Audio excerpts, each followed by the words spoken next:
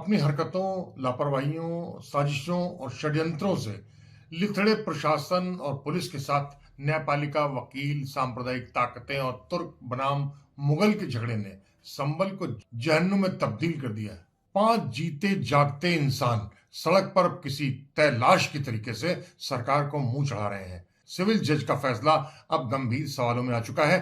वकील के तौर पर केवल हंगामा रचने और उसके लिए भीड़ जुटाकर आपराधिक माहौल मचाने में माहिर विष्णु शंकर जैन की करतूत जामा मस्जिद में जुलूस के तौर पर घुसने के दौरान जय श्री राम के नारे लगाने वाली भीड़, मुसलमानों की ओर से पथराव का अपराध और फिर भड़के दंगे में पुलिस की करतूतें। अब मुसलमान भले ही अपने आप को दूध का दूल्हा साबित करते रहे, लेकिन उन्होंने भी खासी तैयारी कर रखी थी। 19 नवंबर को भले ही संभल में शांति दिखाई पड़ती रही होगी, लेकिन उसके बाद से ही सभी मुसलमानों के मोबाइल सेट के स्टेटस पर सेव जामा मस्जिद का नारा तो जबरदस्त लगने लगा था। और यहाँ जिद की हालत यह है कि आग पर पानी डालने के बजाय, माहौल को शांत करने के बजाय प्रशासन उस पर लगातार झूठ पर झूठ पेट्रोल के तौर पर फेंक रहा है। अदालत में सिविल जज के आनंद फानन आए फैसले ने हिंदू पक्ष में जोश भड़का दिया था। इंडिया टीवी के रजत शर्मा का इतिहास भले ही चाहे दूसरा रहा हो, लेकिन इस घटना के बाद उनका बयान खासा अहमियत रखता है। संभल में मंदिर के नाम पर जो हुआ, जिस तरीके से हुआ वो दुर्भाग्यपूर्ण है। कोर्ट ने बिना दूसरे पक्ष को सुने याचिका को मंजूर कर लिया, सर्वे का आदेश भी दे दिया। 2 घंटे में सर्वे शुरू भी हो गया और रिपोर्ट भी बन गई। इतनी जल्दबाजी की क्या जरूरत थी? इससे अविश्वास पैदा होता है। इसीलिए मैंने आपको मोहन भागवत का वो पुराना बयान सुनवाया, जिसमें वो कह रहे हैं कि हर मस्जिद के नीचे शिवलिंग खोजना ठीक नहीं है। मोहन भागवत की बात बिल्कुल सही है। हर मस्जिद को मंदिर कहना, हर जगह विवाद खड़ा करना समाज के लिए अच्छा नहीं है। ये इसके साथ ही साथ यह सच भी मौजूद है कि 19 नवंबर को हुए सर्वे के दौरान कोई भी तनाव नहीं था। यह इसलिए ज्यादा खास है कि जामा मस्जिद के दूर दूर तक घनी बस्ती है और रास्ते बेहद सकरे हैं। इसके बावजूद पहले सर्वे में पूरी तरह से शांति बनी रही। फिर क्या वजह थी कि 24 नवंबर के सर्वे के दौरान हंगामा हुआ जो दंगे में तब्दील हो गया? जवाब है विष्णु शंकर जैन की हरकतें, जिन्होंने 24 नवंबर के दंगे का शिलान्यास कर दिया। अदालती हुक्म की तामीला करने के लिए गए हिंदू पक्ष के वकील ने सर्वे का वीडियोग्राफी का काम करने के बजाय अपने साथ जो भारी भीड़ जुटाकर बाकायदा जुलूस बनाते हुए धार्मिक नाराबाजी करनी शुरू कर दी थी जामा मस्जिद के अंदर। उससे मुसलमान भड़क गए थे। अब मुसलमानों के नेता मुसलमानों की हरकत को जस्टिफाई करने में जुटे हुए हैं। अगर एक बार सर्वे कंप्लीट हो गया, दोबारा सर्वे करना चाहते थे तो कोर्ट का आदेश लाते, लेकिन फिर भी उन्होंने सर्वे किया। और जो लोग वहां पर थे, जब सर्वे के लिए ये लोग अंदर पहुंचे तो मॉब के साथ में जय श्री राम और उसके नारे लगाते हुए गए। लेकिन उससे बड़ा सवाल तो न्यायपालिका पर उठ रहा है। क्या जरूरत थी कि चुनावी तनाव के बीच जामा मस्जिद में किसी मंदिर को खोजने के लिए सर्वे करने का आदेश दिया जाता, वो भी उतनी घनी आबादी में मुसलमानों की, उस जंबल में जहां बात बात पर तनाव होता है?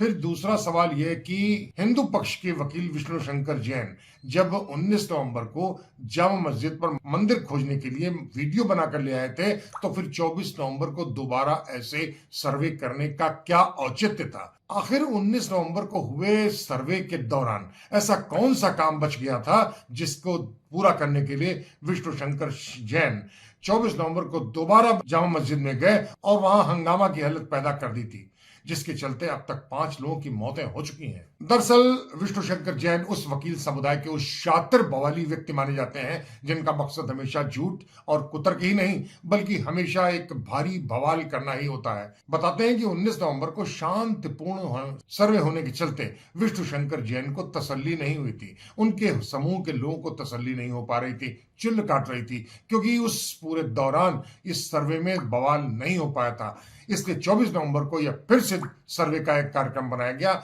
लेकिन उस पूरे दौरान मस्जिद परिसर में धार्मिक नारों के साथ जमकर बवाल किया गया था विष्णु शंकर जैन के मौजूदगी में। तुम्हें भी टीवी पे चलना है।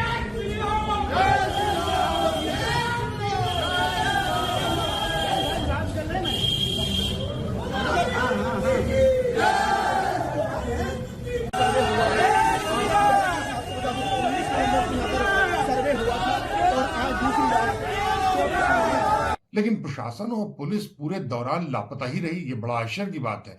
किसी ने भी इस पर कोई एतराज नहीं किया कि जब अदालती कार्रवाई के नाम पर सर्वे की वीडियोग्राफी हो रही थी तब वहां नाराबाजी करने की मंशा क्या थी। लेकिन मामला भड़क गया, ठीक उसी तर्ज पर जैसे एक बहराइच के महाराजगंज मैसी में दंगा हुआ था।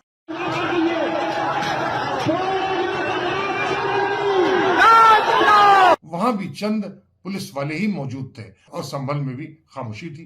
प्रशासन खामोश बैठा रहा। नतीजा यह हुआ कि बहराइच के दंगे में एक व्यक्ति की मौत हो गई थी, जबकि संभल में 5 लाशें सड़क पर गिरी हैं। मुरादाबाद के कमिश्नर आंजनेय सिंह का दावा है कि 19 नवंबर को सर्वे का काम शांतिपूर्ण निपट गया था। लेकिन अगर हिंदू पक्ष की बात सुन ले तो फिर आप अपना सर पीट लेंगे। अब जरा हिंदू पक्ष के वकील विष्णु शंकर सैन की बात सुन लीजिए कि 19 नवंबर को हुआ क्या था। दूसरी बार सर्वे इसलिए करना पड़ा क्योंकि जो आज आप यहाँ पे हालात देख रहे हैं, इससे भी ज्यादा भयानक हालात 19 नवंबर को थे। आज तो काफी वहाँ पे फोर्स थी, उसकी वजह से थोड़े हालात कंट्रोल में रहे, तब भी आज ये स्थिति आ गई। और 19 नवंबर के हालात इससे ज्यादा भयानक थे। 500 से 600 लोग कमीशन के दौरान मस्जिद के अंदर घुस चुके थे। ये बात मैंने नहीं बोली थी, पर आज जब आप लोग ऐसी बातें कर रहे हैं तो मुझे बोलने का मजबूर होना। आप इस वक्त बड़ी खबर दे रहे हैं। आप इस वक्त बहुत बड़ी खबर दे रहे हैं विष्णु शंकर जैन जी। आप कह रहे हैं कि जिस वक्त सर्वे के लिए टीम अंदर गई 500 से 600 की संख्या में लोग अंदर दाखिल हो गए। अंदर थे और बाहर से बराबर नारेबाजी हो रही थी और गेट तोड़ के अंदर आने की कोशिश की जा रही थी। और उस समय प्रशासन ने उनको रोका। नाइट के फीचर्स में जितनी फोटोग्राफी हो पाई वो हो पाई। और इसीलिए आज दोबारा गए। क्या सर्वे का काम मुकम्मल हो पाया, नहीं हो पाया? 19 नवंबर को सर्वे का काम मुकम्मल नहीं हो पाया था जी। आज सर्वे का काम पूरा हुआ है। इनफैक्ट मैं आपको ये भी बताना चाहता हूँ कि जो मस्जिद कमेटी के वकील थे उन्होंने इस सर्वे के दौरान वहां से मौज से लाउड स्पीकर से ऐलान भी किया कि आप सब लोग शांति मेंटेन रखिए, यहाँ पे सर्वे चल रहा है और कोई दिक्कत नहीं है, हम लोग यहाँ पे मौजूद है, सब शांतिपूर्ण ढंग से चल रहा है। उसके बाद भी इस तरह का हंगामा करा जा रहा था क्योंकि भड़का के लोगों को बता दिया गया कि यहाँ पे कुछ अलग होने वाला है, हमारी ये खतरे में अलग। जब आप अंदर दाखिल हुए विष्णु शंकर जैन जी, जब आप अंदर दाखिल हुए, क्या उस वक्त आपको ऐसा अनुमान था कि बाहर इतनी भीड़ आ जाएगी और पत्थर चलने लगेंगे? नहीं, उस जब आप अंदर दाखिल हुए उसके बाद ये बवाल हुआ और आप कह रहे हैं 500 से 600 की संख्या में लोग अंदर आ गए सर्वे के दौरान। नहीं, ये तो 19 नवंबर की बात बता रहा हूं। आज तो करीब, अगर आज आप इसका पूरा आकलन करेंगे तो जो मुझे सूचना मिल रही है, करीब 50 से 60 हजार लोगों ने इसको चारों तरफ से घेर रखा था। 50 to 60,000 पीपल। और अगर सिर्फ यही हुआ था उस दौरान तो प्रशासन और पुलिस क्या कर रही थी? इतना ही नहीं, जब 19 नवंबर को इतना बड़ा हंगामा हुआ तो प्रशासन और पुलिस ने 24 नवंबर के लिए क्या तैयारी की थी? इसका जवाब कमिश्नर आंजनेय सिंह के पास नहीं है। विष्णु शंकर जैन का तर्क है कि 19 नवंबर के सर्वे के दौरान वह आक्रामक भीड़ में फंसने से बचे थे। अगर न बचे होते तो अनर्थ हो जाता। लेकिन अगर यह सच है तो उस घटना की रिपोर्ट क्यों दर्ज नहीं की गई? लेकिन सच बात तो यह है कि 19 नवंबर को ऐसी कोई घटना ही नहीं हुई थी। एक भी वीडियो नहीं है इस मसले पर जिसमें 19 नवंबर को किसी घटना को दिखाया जा सके, साबित किया जा सके।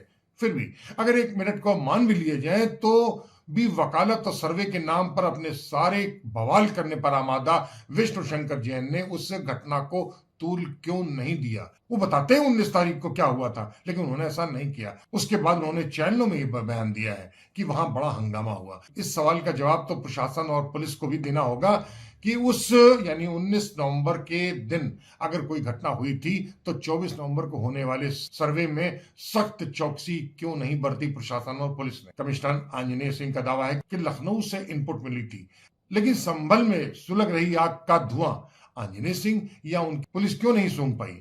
आंजनेय सिंह बताते हैं कि 24 की सुबह 8:45 बजे तक कुछ भीड़ आई थी जिसे समझा बुझाकर वापस कर लिया गया था, लेकिन उसके बाद फिर हंगामा शुरू हो गया कि इसको एक प्लान्ड वे में एग्जीक्यूट किया गया। कॉन्स्पिरेसी थी। ऑब्वियसली आप पूरे घटनाक्रम को देखें कि 7 बजे से 11 बजे के बीच में सर्वे होना था। सारे पक्षों को सूचित किया गया था और 9 बजे तक, 8:45 बजे तक बहुत आराम से सर्वे चला भी। 8:45 बजे के बीच के करीब लोगों ने नारेबाजी की, उनको समझा बुझा के वापस किया गया। फिर 10 बजे के करीब सारे आ गए वहां पे और अचानक से वहां से भीड़ इकट्ठी होती है। ये पहले से भी उस एरिया की रही है। अचानक से भीड़ इकट्ठी होके और उसके बाद पथराव करने लगी। मस्जिद से इमाम साहब ने भी ऐलान किया 11 बजे कि सर्वे कंप्लीट हो गया और आप जाने दें, जो सर्वे की टीम निकलने दें और कोई भी चीज़ नहीं है, सब कुछ ठीक ठाक है। इसके बावजूद चूंकि वो प्लांट वे में आप देखेंगे सबने चेहरा ढका हुआ है और हालांकि सबके चेहरे अगल बगल के कैमरों में आ गए हैं। वहाँ पे ड्रोन कैमरा भी चल रहा था, हमारा अपना कैमरा भी चल रहा था। तो सबके आगे जानबूझ की चीज़ों, मस्जिद के ऊपर पथराव की गई, वो टारगेट उस टीम को बनाने की या डराने की कोशिश की गई। उसके बाद गाड़ियों को फूंका गया, तोड़ा गया, फिर फूंका गया, फिर पुलिस के ऊपर पथराव किया गया। इसमें कहीं पे भी आप पूरी वीडियो देखेंगे तो कहीं पे भी उकसावा नहीं है। आप देखेंगे जो पहले दिन सर्वे हुआ, उस सर्वे में 2 पक्षों को होना था, लेकिन वहां पर सांसद जी भी मौजूद थे, माननीय सांसद जी भी, और माननीय विधायक जी के पुत्र भी थे, जिनकी कोई जरूरत नहीं थी। प्रशासन तो केवल सुरक्षा के लिए था। तो ये बात समझने की है कि कोर्ट का आदेश है, कोर्ट जो कमिश्नर है उसके मौजूदगी में, उसके कहने पर यह सर्वे हो रहा है। प्रशासन का रोल सिर्फ सुरक्षा का है और प्रशासन में पार्टी भी नहीं है। पर आरोप लगाए कि पुलिस दरअसल देसी बंदूक से, देसी कट्टे से गोली चला रही थी, क्योंकि जो लोग आए थे भीड़ में वो एक दूसरे पर गोली क्यों चलाएंगे? निश्चित रूप से उनके पास इस बात का साक्ष्य होगा। मैंने कहा हमारे पास तो कैमरे हैं, हमारे पास ड्रोन कैमरे में रिकॉर्डिंग है, हमारे अपने कैमरों में रिकॉर्डिंग है। मस्जिद परिसर में जब सर्वे हो रहा था तो वो पूरा कैमरे, और सर्वे का एक मतलब आपको बता दूं, बहुत सारे लोगों को सर्वे के नाम पर कंफ्यूज किया जा रहा है। सर्वे का मतलब वीडियोग्राफी के अंदर पड़ताल, सारी जांच। तो वीडियोग्राफी ही उस पूरे एरिया की हो रही थी कि उसमें देखा जाए कि क्या स्थिति है उसकी। इसमें लोगों को ये बरगलाना कि सर्वे के नाम पर स्ट्रक्चर के साथ कोई छेड़छाड़ नहीं हो रही थी, नहीं कोई संभावना इसकी थी। उस प्रशासन की ओर से जो इंतजामात आज दिख रहे हैं, क्या ये भांपने में, इंटेलिजेंस इनपुट में कहीं कोई कमी या गलती रह गई जिसके चलते भी हिंसा हुई? कहीं से ऐसा कोई संकेत नहीं मिला। हालांकि लखनऊ से हमें इनपुट दिया गया था, इस बात की आशंका थी, लेकिन मस्जिद परिसर को लेके हमने पूरी सुरक्षा की थी। गलियों में लोग अचानक इस तरीके से इकट्ठा होंगे, अच्छा, सबकी तरफ से एश्योर भी किया गया था कि इसमें पीसफुली होगा। कोई वजह भी नहीं थी जो इस तरीके की चीजें होती। अगर कहीं कोई ऐसी चीज होती कि नहीं मस्जिद को कोई नुकसान या कोई दूसरा पक्ष होता या कोई उकसावे की कार्रवाई होती तो हम इस पे रहते भी। तो जो जरूरी सुरक्षा के इंतजाम किए गए थे, अलर्टनेस भी हमारी प्रॉपर थी, लेकिन उस जगह का इतिहास ऐसा रहा है, उस जगह का आप भौगोलिक स्थिति भी देखेंगे तो ऐसी है। अचानक से लोग इकट्ठे होते हैं और इस तरीके से चीजें करते हैं। जो नए बच्चे हैं, जो कम उम्र के बच्चे हैं, उनको आगे कर दिया जाता है, औरतों को आगे किया जाता है। गौर से देख लीजिए इन वीडियो को, जिसमें जामा मस्जिद में सर्वे के नाम पर घुसे बवाली विष्णु शंकर जैन के साथ जय श्री राम का नारा लगाती भारी भीड़ साफ दिखाई पड़ रही है। फिर यह हंगामा किस समुदाय ने किया, हिंदू ने, मुसलमान ने? कमिश्नर आंजनेय सिंह इस मसले को मुस्लिम वर्ग की भीड़ की ओर फेंक रहे हैं।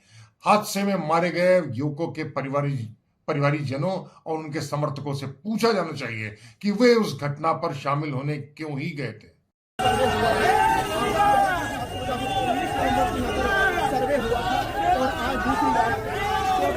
बेहद कड़ी सुरक्षा के बीच यहाँ से निकाल करके, तो आप देख सकते हैं, देखिए क्या नारेबाजी की जा रही है।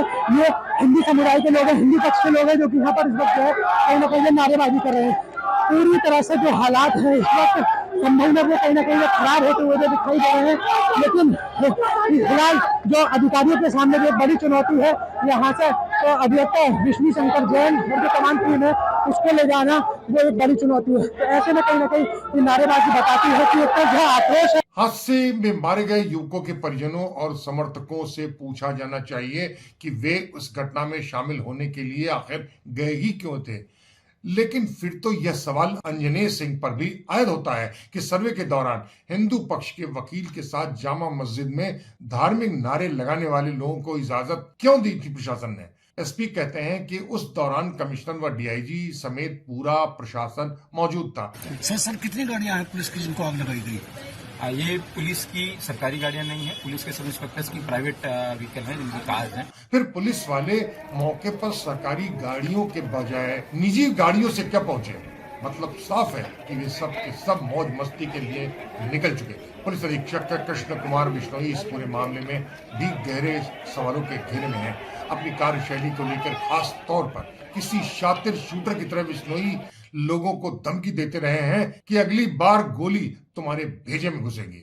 संभल में तनाव के बीच अब तक 5 लोगों की मौत हो चुकी है, मगर कमिश्नर आंजनेय सिंह यही बयान दे रहे हैं कि पुलिस ने केवल रबर या पैलेट गोलियों का ही इस्तेमाल किया था। उन्होंने एक दूसरे के ऊपर क्या किया, उसमें फायरिंग हुई। अगर फायरिंग में कोई भी चीज ऐसी होती है कि पुलिस अपने पैर में गोली नहीं मार लेगी, ये सोचने की बात है। हमारे यहाँ हाथ में आप देखें कि पुलिस के टीयर गैस और जो प्लास्टिक के बुलेट है जो भगाने के लिए अनुमन्य है।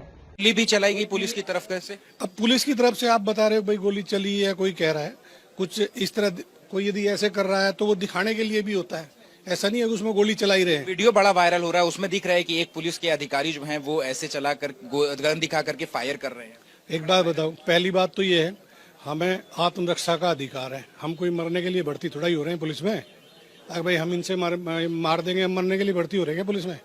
अरे भैया, हमारे बच्चे हैं, परिवार है, हमारा परिवार नहीं है। अब इनके लिए ये एक पढ़े लिखे आदमी को और एक इस तरह के जाहिल मार देंगे, एक जीवन खत्म होता है, पूरा परिवार, पूरी फैमिली है एक पुलिस वाले की। आप पुलिस पे पुलिस, अरे आप सिचुएशन देखिए ना, क्या सिचुएशन थी पुलिस की। एक बार मैं आपसे वो आरोप बता रहा हूँ कि जो परिवार है वो कह रहा है कि सीओ कह रहे थे कि ठोक दो और उनके आदेश पर ही गोली मारने का। मेरी कोई आवाज बता दे, ठोक दो या कुछ इस तरह से, ठीक है। मैंने सिर्फ कानून व्यवस्था को शांति बनाने के लिए जो भी उपयुक्त बल जो प्रयोग करना पड़ा वो किया है। फिर तो कमाल का चित्र दिखने लगा है आंजनेय के हिसाब से भीड़ का। भीड़ यानी उनके हिसाब से भीड़ लड़ रही थी पुलिस के खिलाफ, लेकिन गोलियां मार रही थी अपने ही लोगों को। आंजनेय सिंह को यह तनिक भी दिखाई नहीं पड़ रहा है कि भीड़ से भिड़ रही पुलिस साफ साफ गोलियां चला रही है और मार गिराने की धमकियां दे रही है। हैरत की बात है कि जिस दंगे को आखिरकार नेताओं के बल पर ही काबू किया जा सकता था, पुलिस अधीक्षक कृष्ण कुमार विश्नोई उसी वर्ग के नेताओं के खिलाफ भीड़ को ललकार रहा है और धमकियां दे रहा है कि नेताओं के चक्कर में पड़कर अपना जीवन बर्बाद मत करो। इतना ही नहीं, पुलिस अधीक्षक कृष्ण कुमार विश्नोई का कहना है कि सर्वे करने वाले लोगों पर नारे लगाते हुए पथराव हुआ था। विश्नोई के इस आरोप पर जवाब यह वीडियो पर्याप्त है। हिंदी समुदाय के लोग हैं, हिंदी पक्ष के लोग हैं जो कि यहाँ पर इस वक्त है कहीं ना कहीं नारेबाजी कर रहे हैं। पूरी तरह से जो हालात हैं इस वक्त संभल में वो कहीं ना कहीं खराब होते हुए दिखाई दे रहे हैं। ये वो वीडियो है जिसको लेकर भारी विवाद हो गया है। ये वीडियो संभल मस्जिद सर्वे के बाद का है। वीडियो में आप देख सकते हैं कि याचिकाकर्ता विष्णु जैन के साथ पुलिस चल रही है और पुलिस के साथ चल रहे लोग तनावपूर्ण माहौल में धार्मिक उद्घोष कर रहे हैं कि सभी लोग मिलकर जमकर नारेबाजी कर रहे हैं और इसके बाद पूरा विवाद बढ़ता नजर आता है। लेकिन इसका मतलब ये नहीं है कि इस पूरे दंगे में सांसद जियाउर रहमान और विधायक नवाब इकबाल महमूद को बरी किया जा सकता है। दो टूक बात कहें तो सर्वे के नाम पर जो कोर्ट और वकीलों की नौटंकी के बाद प्रशासन और पुलिस की आपराधिक छूट पसरी हुई थी, उसे यहाँ के तुर्क जियाउर रहमान और मुगल नवाब इकबाल महमूद के गिरोह ने खूब भुनाया है। कहने की जरूरत नहीं है कि यहाँ के तुर्क और मुगलों के बीच घोड़ा भैंसा की दुश्मनी है। 5 लाशें गिर चुकी हैं पूरे संभल में। अमरोहा और मुरादा ही नहीं, पूरे देश में असंख्य घाव दे चुका है दंगा। लेकिन इसके बावजूद इस बदहाली को प्रशासन चाहे कितने भी डींग मारे, संभालेंगे तो यही के वे नेता जिनके खिलाफ में एसपी बोल रहा है। कमिश्नर आंजनेय सिंह के बस की बात नहीं है कि वे यहाँ के हालात को सुधार सकें। इसके लिए समर्पण और विश्वास की सबसे ज्यादा जरूरत होती है, जो पुलिस और प्रशासन अब पूरी तरीके से खो चुका है। तो यह संभल की है हालत। अगली बार फिर दूसरे मसले पर, किसी दूसरे स्थान पर और किन्हीं दूसरे लोगों के साथ हम फिर हाजिर होंगे। तब तक दुलत्ती के लिए कुमार सोहेल को इजाजत दीजिए।